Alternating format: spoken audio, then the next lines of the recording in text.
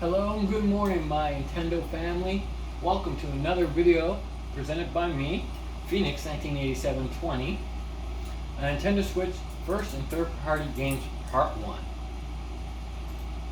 And from when Nintendo Switch was first originally coming out, they announced a sampling of their partnerships with a lot of different third party developers creating games for their Nintendo Switch. They wanted to make sure that they had the developers in hand so their console was a very successful console. Nintendo has always had an interesting relationship with third-party developers. It's always been either a hate-love relationship with them. With usually an underpowered console, Nintendo had to use their unique consoles to push software. Some consoles for Nintendo has been a hit while others have been a miss, like the Wii U. While Nintendo has always pushed their console with a creative narrative, their magic paid off this time around and was able to push classic amount of games from all vendors onto the Nintendo Switch. Now with a majority of third-party support behind them, Nintendo Switch developers have been able to port over or remaster classic and bring new titles to their amazing console. Now let's go! Square Enix. I'm going to start with Square Enix because it's one of the oldest partnerships that Nintendo's had. From the NES, they came out with Final Fantasy. From there, their partnership has grown multiple times over the years. Some games that Square Enix releases has been exclusive for Nintendo for many, many years before it's been remastered or ported onto the other consoles. This list alone just shows what Square Enix has put out for Nintendo Switch. And that's a huge list right here. These are all physical games you can buy. Now, granted that I do show right up here the JP, this game right here, Dragon Quest Heroes 1 and 2, is solely only in Japan, but they are working to get a Western release in North America, which hopefully, cross their fingers, is very soon. And this list right over here shows Nintendo eShop only games that Square Enix work. As you can see, that there's a lot of good old classics on there. Some of them are pocket edition games that came out for mobile, just because, for example, Final Fantasy 15, to put that game on there would have been done in multiple parts, just because Final Fantasy 15 was a big game on the PS4. So they went with the pocket edition, not to leave out their fans, but to get people to see that they could support even at a different rate, even if it was just a mobile game on the Nintendo Switch. So like Square Enix, if you're a big RPG fan, Square Enix is the company you want to hit up. From the Dragon Quest to the Final Fantasy, there's a lot that Square Enix brings to Nintendo Switch.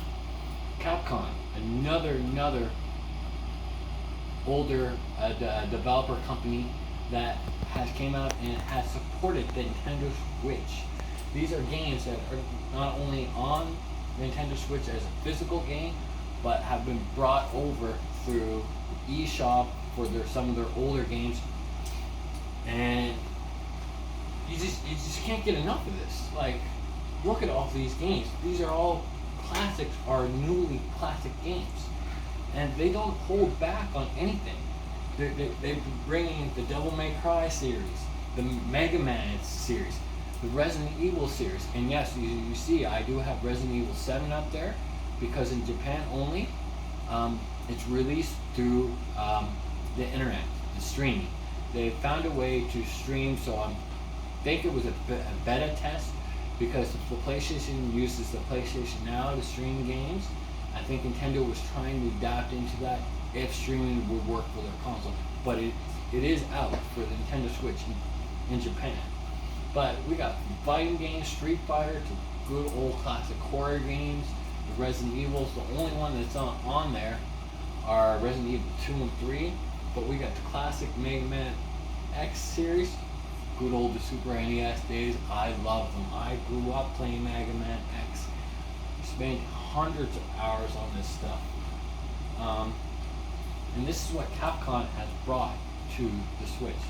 Ain't nobody gonna complain with this, so you can't say Nintendo doesn't have no games. because they have lots of games. Now we're going to get into Warner Brothers games.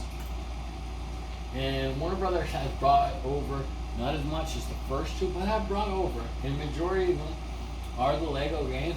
Who doesn't like the Lego games? I love the Lego games. Me and my son, we play hours of the Lego games. And one of my favorite ones you catch me playing all the time is DC Universe Online. I love that. I love how they were able to make that an MMO. But you can't go wrong with some of these games. The Legos, Mortal Kombat 11, which came out at the same time as other for the other consoles, and they got all the same DLCs straight across the board when all of them were released. You're not going to play. We got EA Sports, who is a very picky and choosy company when it comes to making games for other consoles.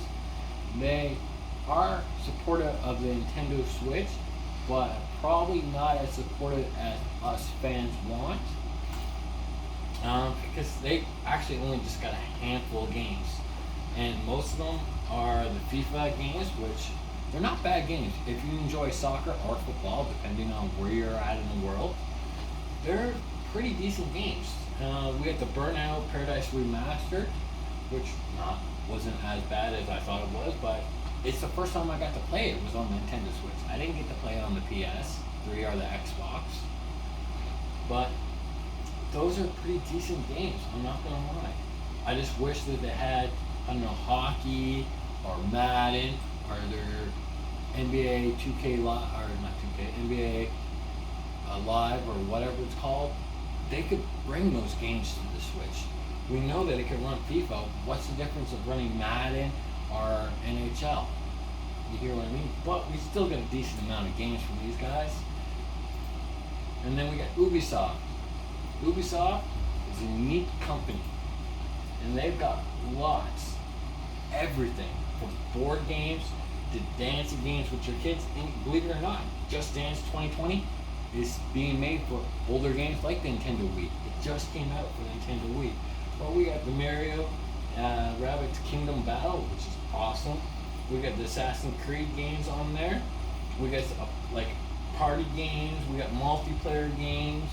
We got a decent amount of games on there. We got fishing games. We got, like I said, Ubisoft creates a lot of multiplayer games for the Switch because they know that people's gonna play them. Kids, parents, they're gonna be playing them together. I have no idea how many times me and my girls have played Monopoly and they destroy me on it. It's Monopoly, but it gets us together as a family to play these games.